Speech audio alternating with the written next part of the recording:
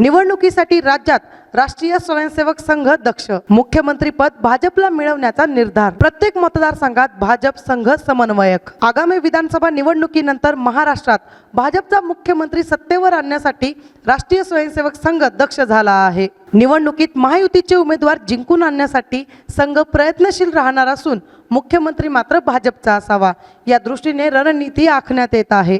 लोकसभा निवडणुकीत संघाचा सक्रिय सहभाग नसल्याने भाजपचा राज्यात दारुण पराभव झाला. त्यामुळे आगामी विधानसभा निवडणुकीसाठी भाजपने संघाच्या केंद्रीय नेतृत्वाशी संपर्क साधून मदत मागितली.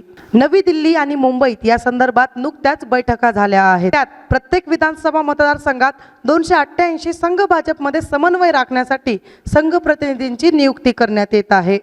या समन्वयकांशी संपर्क ठेवण्यासाठी प्रदेश पातळीवर संघ पदाधिकारी नियुक्त करण्यात आले आहेत. संघाचे सहकार्यवाह अतुल लिमये हे आगामी विधानसभा निवडणुकीत भाजप संघ समन्वयासंदर्भात महत्त्वाची जबाबदारी पार पाडत आहेत.